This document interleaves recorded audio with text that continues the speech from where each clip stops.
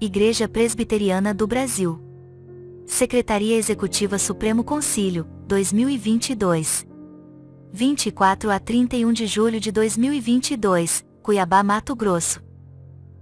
Relatório da Comissão. Comissão I. Legislação e Justiça I. Quanto ao documento 064. Oriundo do Sínodo Sudoeste Paulista. Ementa, consulta sobre posicionamento da IPB quanto à Congregação Cristã no Brasil.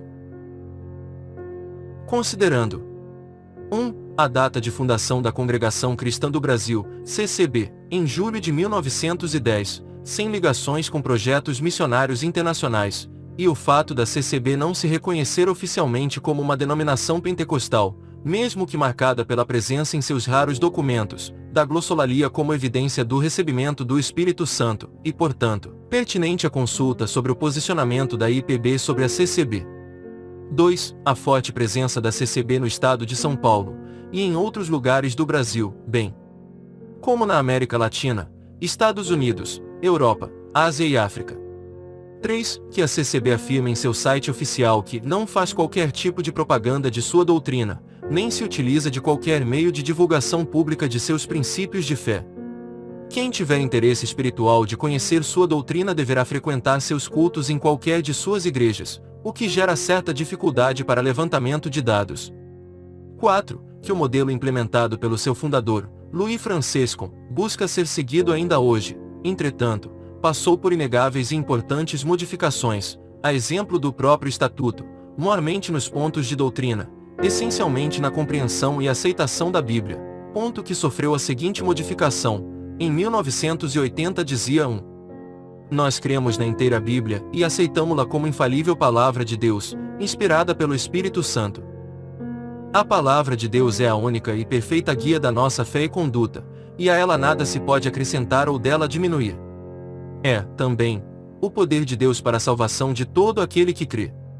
2 Pedro 1, 21, 2 Tim 3, 16, 17, Rom 1, 16, e em 1995 recebeu nova redação a qual foi ratificada novamente em 2004, restando assim a nova.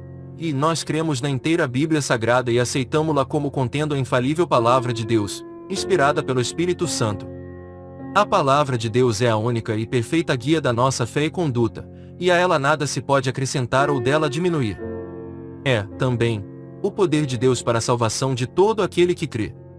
2 Pedro 1, 21, 2 Tim 3, 16, 17, Rom 1, 16, alteração essa que muda radicalmente o seu posicionamento inicial por submeter a autoridade da Escritura à avaliação e interpretação autoritativa humana. Louis foi dissidente da Igreja Presbiteriana Italiana de Chicago e Pitt, onde também se casou em 1885. Lá ele apresentou dificuldades com o batismo por aspersão ministrado pela IPIC.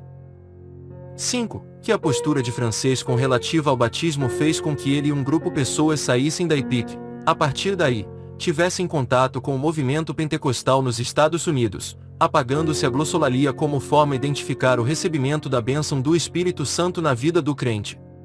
Francisco chegou ao Brasil em 12 de março de 1910. 6. Que, ao que parece, na CCB não se fazem cultos ao ar livre e pregações em locais públicos, que a mídia eletrônica é proibida, e que não são permitidas campanhas evangelísticas nem impressão e distribuição de folhetos.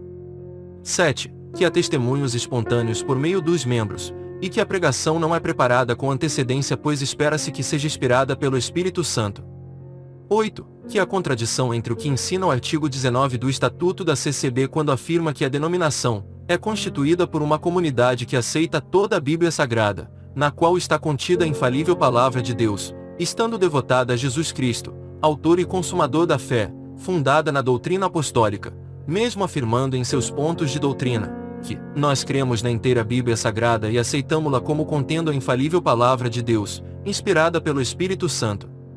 A palavra de Deus é a única e perfeita guia da nossa fé e conduta, e a ela nada se pode acrescentar ou de ela diminuir. É, também, o poder de Deus para a salvação de todo aquele que crê. Grifos nossos.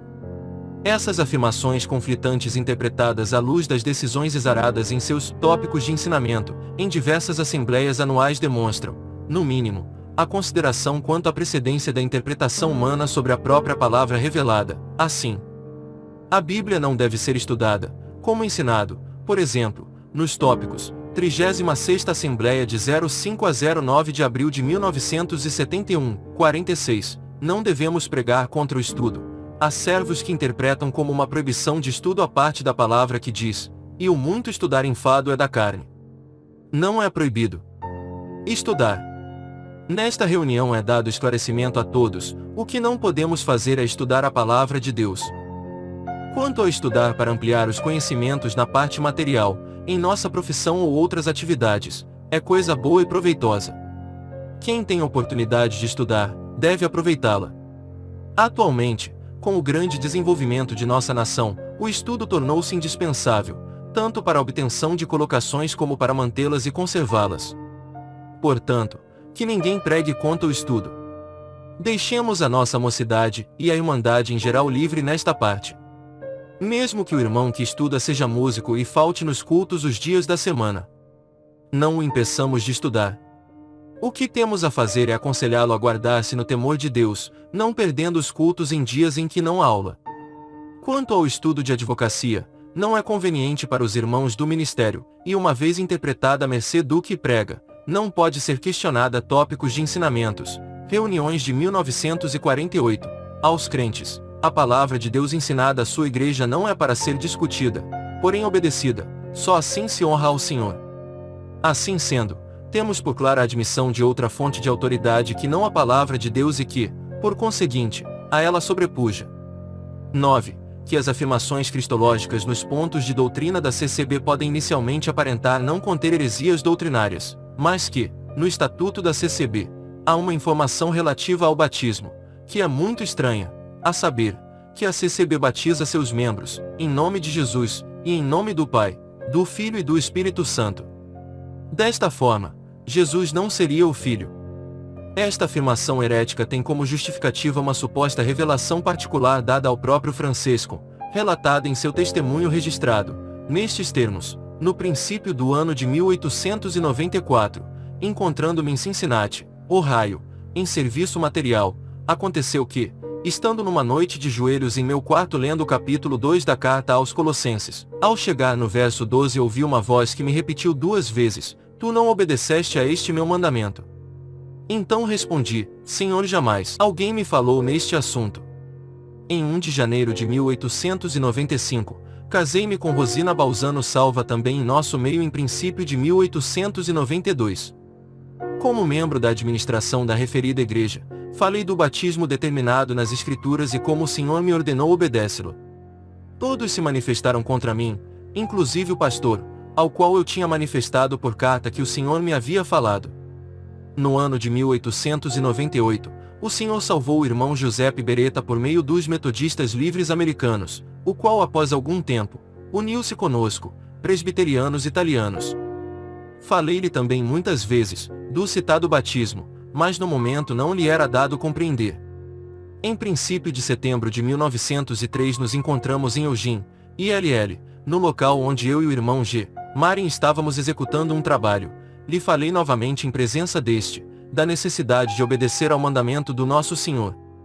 Então, servindo-se Deus de outros meios, convenceu-se 2 dias após, fez-se batizar mesmo em Eugene, por um irmão americano pertencente à Igreja dos Irmãos. Na ocasião lhe disse: Irmão Beretta, agora que sois batizado na próxima segunda-feira, dia 7 que é dia do trabalho, batizar-me-ás também. Como o pastor se encontrava na Itália, competia a mim como ancião, presidir o serviço que se realizava no domingo, dia 6. Assim tive oportunidade de dizer ao povo o que eu sentia em meu coração e lhes falei: após 9 anos que o Senhor me falou em obedecer ao seu mandamento, amanhã com a ajuda de Deus, terei a oportunidade de obedecê-lo e se algum de vós quiser assistir venham ao Lakefront, de Chicago, em tal lugar às tantas horas. Vieram cerca de 25, dos quais, 18 obedeceram juntamente comigo. Fomos imersos pelo irmão G. Beretta. 10. Que o presbitério consulente afirma em sua consulta ser a CCB um grupo exclusivista, baseando-se para tal no preâmbulo da obra histórico da obra de Deus revelada pelo Espírito Santo no século passado, HOD. P. 47 no artigo 8 do Estatuto da CCB, ainda que esses textos, por não serem claros, e sejam passíveis de outros entendimentos. Entretanto, aqui se considerar a doutrina do batismo, exarada nos tópicos, Assembleia de 28 a 31 de março e 1 grau de abril de 1961, que nos seus termos diz: doutrina do batismo, quando se vai batizar, sendo o servo de Deus o mandado do Senhor, para cumprir o mandamento deve usar as palavras: em nome do Senhor Jesus te batizo em nome do Pai, do Filho e do Espírito Santo, tudo conforme se encontra em S. Mateus TV, versos 19 e Atos 2, versos 38. Pois o sacramento que está cumprindo é um mandamento do Senhor Jesus. Sempre temos considerado que todos sejam batizados segundo o Senhor nos tem feito claro desde o princípio desta obra. O Senhor nos guiou em que só sejam considerados nossos irmãos aqueles que se batizam entre nós. Na obra de Deus não temos parentes nem amigos, todos somos iguais e quem não está na doutrina não é considerado como irmão nem tem liberdade nos cultos. Grifo nosso, bem como nos tópicos, Assembleia de 28 a 31 de março e 1 grau de abril de 1961 frequentar seitas, tem existido no meio da Irmandade irmãos que não se satisfazendo, aliás, acham talvez, que o Senhor envia pelo Espírito Santo nas congregações não é suficiente para saciar suas almas buscando assim ser alimentados pela sabedoria humana, frequentando seitas onde predomina o saber e a ambição do homem. Até no Espiritismo tem ido irmãos nossos, aquele que iluminado pelo Espírito Santo deve saber discernir a moeda falsa da verdadeira. Sabemos por quem somos guiados e quem opera em nosso meio, todavia, não é possível ser admitido que nossos irmãos frequentando seitas e denominações estranhas à nossa fé possam ser considerados nascidos da água e do Espírito como um fiel que tem aceito o Senhor nosso Jesus Cristo como seu único e pessoal Salvador. Assim devem tais irmãos serem exortados com veemência, e se porventura não renunciarem a tais hábitos, não serão mais considerados como irmãos e impedidos assim da comunhão da Igreja. Existem irmãos que têm em si o desejo de ser pregadores, não possuindo para tal o dom de Deus, em casos tais alguns têm ido para seitas onde lhe dão a liberdade desejada. Devemos nos guardar desses espíritos de ambição e inveja pois mais tarde ou mais cedo o Senhor esclarece o que se encontra no coração daquela pessoa. Tais resoluções demonstram o que podemos certamente considerar como exclusivismo, posto que por liberdade nos cultos, pode-se claramente se reconhecer como a participação na comunhão, o que é vedado até a membros de outras denominações cristãs, mesmo em comunhão com suas igrejas, e até mesmo aos que tenham sido batizados em nome do Senhor Jesus e por imersão nas suas denominações, bem como a prevista exclusão da Irmandade em caso de insistência na frequência em outras denominações. Tais práticas certamente demonstram o caráter exclusivista da CCB. 11. Que o presbitério consulente afirma em seus considerando que a CCB impede seus membros de visitarem outras igrejas evangélicas e de realizarem outras leituras fora a Bíblia no HOD na página 12. O que se lê literalmente no referido documento é que o povo de Deus não tem necessidade de frequentar outros cultos e nem de ler leituras religiosas de diferentes princípios. Na Sagrada Escritura existe tudo o se precisa, individual e coletivamente. Entretanto, aqui se considerar nas resoluções da Assembleia de 1977 a seguinte decisão: 05. Sociedade secreta e religiões diversas. O povo de Deus não deve se envolver com sociedades secretas, nem frequentar religiões, credos e outras formas de doutrinas. Surgiram ultimamente certas religiões estranhas, que vêm iludindo a muitos, principalmente a mocidade. Estejamos todos advertidos contra a ação e influência desses emissários, portadores de doutrinas estranhas. Grifo nosso, a qual leva a compreender a existência de tal prática, visto colocar no mesmo patamar religiões, credos e outras formas de doutrina, apesar de parecer esta tratar apenas do postulado inicial e considerando também o postulado em resolução citado no item anterior referente a tópicos, Assembleia de 28 a 31 de março e 1 de abril de 1961 frequentar seitas, e claramente prevê sanção de exclusão da comunhão aos que frequentarem outras denominações que consideram estranhas.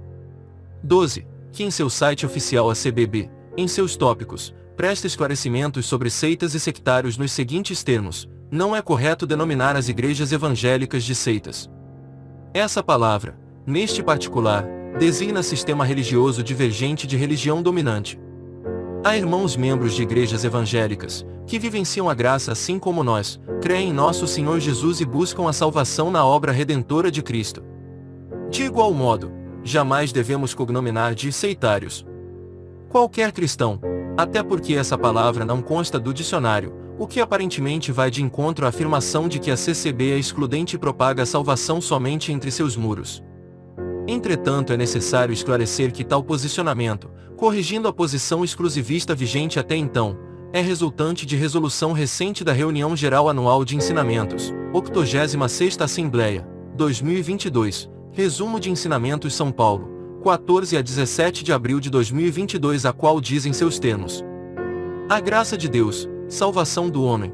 A graça é uma dádiva celeste, concedida por Deus, por intermédio do sacrifício de Cristo, salvando o crente da maldição, justificando-o e conduzindo à vida eterna. Efésios 2,8 e Tito 2,11. Todos os salvos são vencedores pela graça de Deus. Ninguém pode conquistar salvação por méritos pessoais. A graça é, também, o poder vivo e operante de Deus na Igreja, concedida pelo Espírito Santo, de sorte a capacitá-la na milícia da vida eterna. O apóstolo Paulo testifica do poder da graça em sua Epístola 1 Cor 15,10, mas pela graça de Deus sou o que sou, e a sua graça para comigo não foi vã, antes trabalhei muito mais do que todos eles, todavia não eu, mas a graça de Deus, que está comigo. Recomenda a Timóteo se fortificar na graça também, conforme se verifica em 2 Timóteo 2,1, tu, pois, meu filho, fortifica-te na graça que há em Cristo Jesus. Portanto, a igreja que vivenciar o Espírito Santo em si mesma, experimentar a dispensação dos dons celestes, respeitar a santa palavra de Deus e guardar a sã doutrina, pode afirmar que a graça de Deus habita nela. A salvação não é propriedade de nenhuma denominação religiosa nem, em verdade, o poderia ser, sendo obra da graça divinal, concessão maravilhosa de Jesus, que, por seu sacrifício, abriu-nos a revelação de sua palavra, e por ela, mediante a fé, franqueou-nos o acesso a Deus, dispensando o Espírito Santo em nossos corações. O SC, IPB, 2022 resolve 1. Alterar a decisão SC 1954, DOC, XVI que diz, SC 1954, DOC, XVI, quanto às consultas dos presbitérios de Niterói, de Sorocaba e da Igreja Presbiteriana Unida de São Paulo, sobre como devem ser recebidos na IPB membros de igrejas pentecostais, congregação cristã ou Assembleia de Deus, bem como pessoas que professam a fé em igrejas reconhecidamente evangélicas, mas que não pertencem à Confederação Evangélica do Brasil, e também não concedem carta de transferência para outras denominações. O SC resolve responder que essas pessoas sejam recebidas por pública profissão de fé, independente de novo batismo, suprimindo a congregação cristã. 2. Não reconhecer a CSB como igreja genuinamente evangélica devido à identificação nesta de características peculiares aceitas, compreensão equivocada sobre as escrituras sagradas, erros cristológicos e exclusivismo. 3. Determinar aos conselhos que a recepção de membros oriundos da CSB se dê por meio de batismo e pública profissão de fé. 4. Rogar as bênçãos de Deus ao presbitério consulente. Sala das Sessões, 23 de junho de 2022. Relator: Reverendo Alexandre Ribeiro Lessa. Subrelator: Reverendo Adailton de Lima. Membros: Reverendo Rafael Dourado Nunes, presb. Abeluede Dantas Muniz, presb. Itamar Ferreira dos Santos, Reverendo Éder de Jesus Lima, Reverendo Marcelo Costa de Oliveira Rocha, presb. Aminadab Gessé Silva Ferreira Salles, presb. Vicente Lúcio Gouveia de Deus, Reverendo Stanley Francisco Ferreira, Reverendo Vanildo Eduardo Gonzaga, presb. Isaías Santana da Cruz, presb.